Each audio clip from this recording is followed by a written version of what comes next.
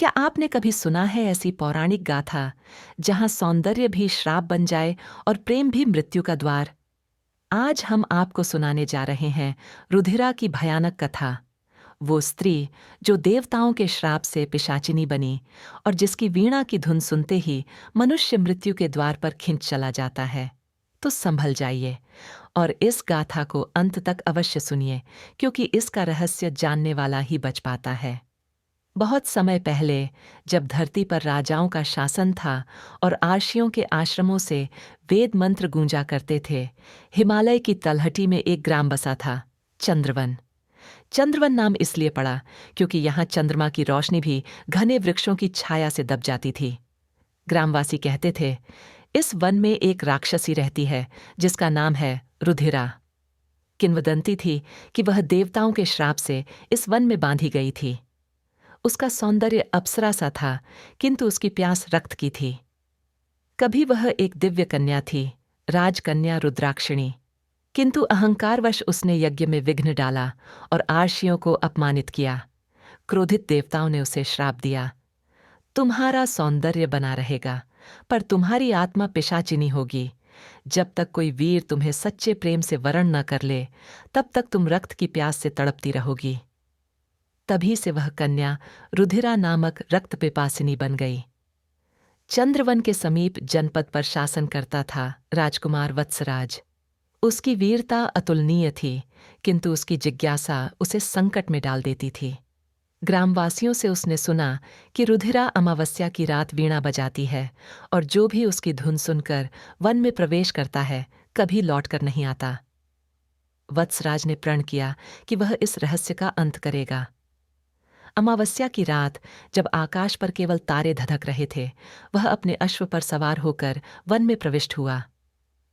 One के मध्य में पहुंचते ही वातावरण बदल गया। पत्तियां बिना पवन के हिलने लगीं, जलाशय से अजीब सी गंध उठी और कहीं दूर से वीणा का मधुर पर डरावना स्वर गूंजने लगा। वटवृक्ष के नीचे एक स्त्री खड़ी थी।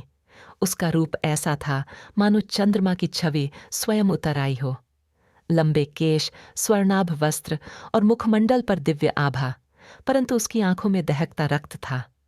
वह मुस्कुराई और बोली, स्वागत है राजकुमार, मैं हूं रुधिरा। क्या तुम जानते हो, यहां आने वाले कभी जीवित नहीं लौटते? वत्सराज ने निर्भीक स्वर में कहा, यदि तुम मृत्यु हो तो मैं उसका सामना करूंगा, और यदि तुम पीड़ा में बंधी आत्मा हो तो तुम्हें मुक्त करूंगा। रुधिरा हंसी। उसकी हंसी से पूरा वन कांप उठा। उसने अपना हाथ बढ़ाया, उसकी उंगलियों से रक्त की बूंदें टपक रही थीं। भूमि पर चारों ओर हड्डियां बिखरी थीं, उन लोगों की जो पहले यहां आए थे। फिर भी रुधिरा की आंखों में करुणा की झलक थी। उसने कहा, मैं श्रापित हूं राजकुमार। मेरे आलिंगन में जो भी आता है वह रक्तहीन होकर मर जाता है, किंतु यदि कोई मुझे सच्चे हृदय से वरण करे तो यह श्राप टूट सकता है। क्या तुम मेरे उद्धारक बनोगे? वत्सराज के हृदय में भय और करुणा का संग्राम होने लगा। क्या वह इस सुंदरी का साथ दे या तलवार उठाकर उसका अंत करे? वत्सराज ने क्षण भर के लिए तलवार म्यान से निकाली। रुधिरा ने उसकी ओर देखा और उसकी आंखों से रक्त के आंसू बह निकले। मुझे शाप से मुक्त करो, अन्यथा मेरी अगली शिकार बनो। अचानक एक गगनभेदी चीख गूंज उठी। वन के वृक्ष हिलने लगे, अश्व भयभीत होकर भाग गया और उसके बाद राजकुमार का कोई पता न चला। तो यह थी रुधिरा की शापित कथा। एक ऐसी स्त्री की जिसकी सुंदरता देवियों सी थी, पर जिसकी प्यास केवल रक्त थी। कहते हैं आज भी अमावस्या की रात चंद्रवन में उसकी वीणा बजती है और कोई लाल आंखों वाली छाया पुकारती है, राजकुमार लौट आओ, मुझे अधूरी मत छोड़ो। यदि आप भी ऐसी रहस्यमयी और डरावनी कहानियां सुनना चाहते हैं तो अभी चैनल सब्सक्राइब करें और अगली बार की कथा का रहस्य सबसे पहले जानें।